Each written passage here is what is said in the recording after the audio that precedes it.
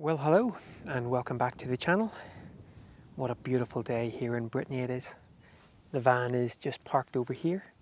It's Sunday afternoon and we're parked by a beautiful, kind of calm, serene coastline.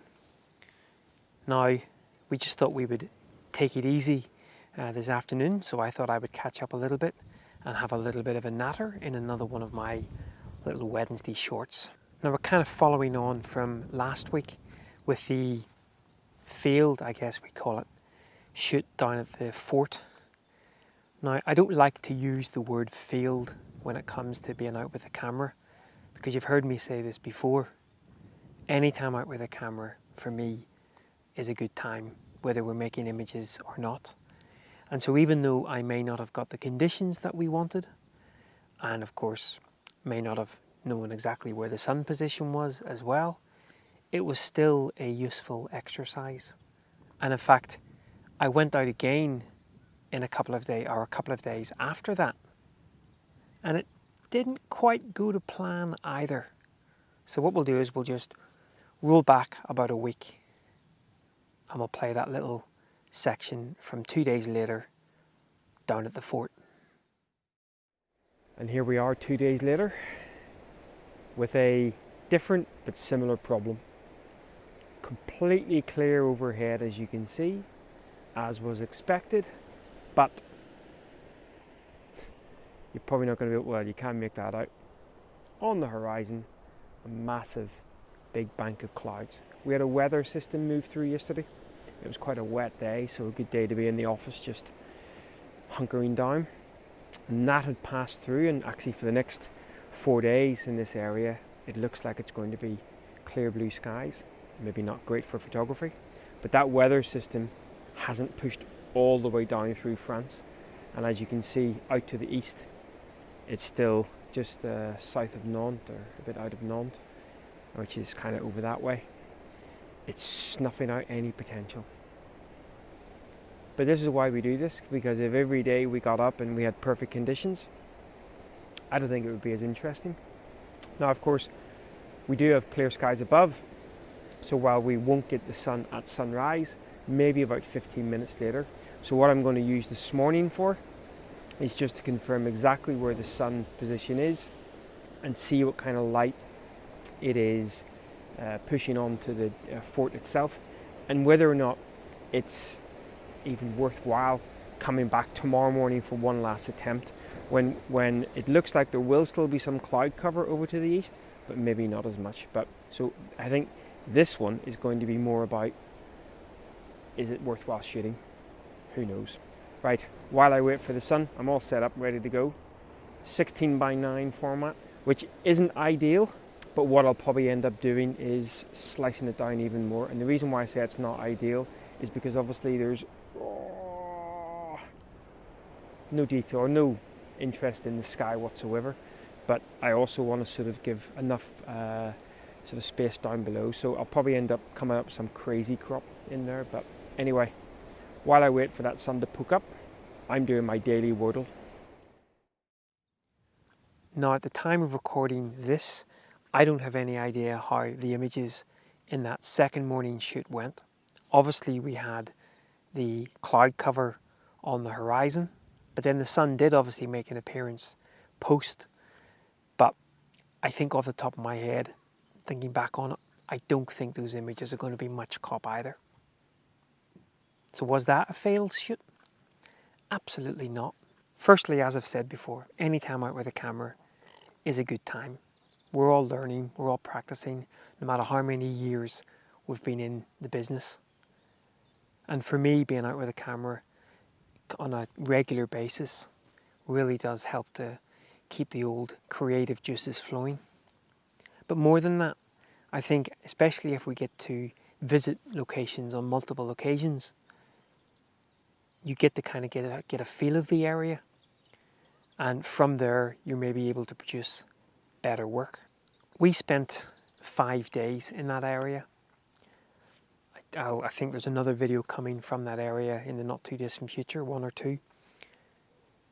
And I mentioned in one of those vlogs that I love spending time in an area. We have, since getting the van, and since traveling a lot, we spend a lot of time, 1 or 2 nights at most, and then moving on.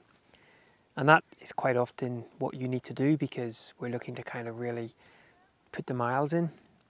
But it can sometimes be not the best from a creativity point of view, because I personally like to spend a lot of time in an area and get to know it. And so last week, having those 5-6 days in the one area, I was able to be out with a camera, I was able to go running, go walking, and really get a slightly better idea of the environment.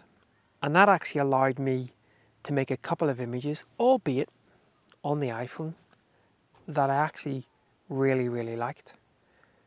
A couple of the images, just a little mini series of lampposts and telephone wires or electrical wires, but just how the black and white was kind of making the sort of the environment look.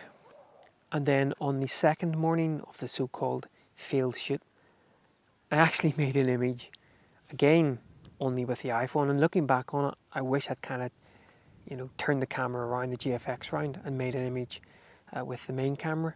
But it was just a very simple scene, again of a bird on a wire, with some beautiful early morning purple and pink light.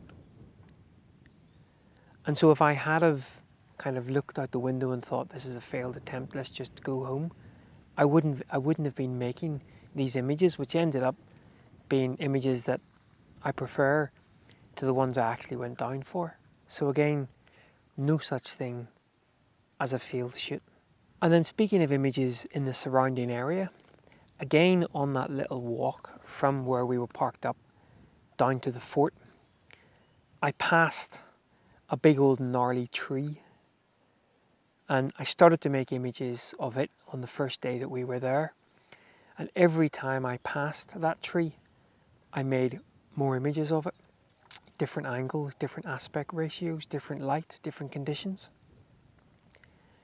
And I think that's one thing that I've learnt over the years is repeated visits, even to a seemingly nondescript scene that perhaps you've walked by a couple of times. Just being open to the potential. I think, and again, I haven't seen those images yet. They're still on the memory card. But I think there's going to be at least one image in there of that tree that I actually quite like. And then finally, on that morning of the so-called field shoot, once the sun had risen above that bank of clouds, I realised that an area that I had been looking to photograph the night before, which wasn't working at sunset, would potentially offer itself up. That morning that I was walking back or making my way towards that next location, it ended up being again a really nice environment to shoot in. And again, I wouldn't have been even considering going there if I hadn't gone out for that second so-called field shoot. So for me, no such thing as a field shoot.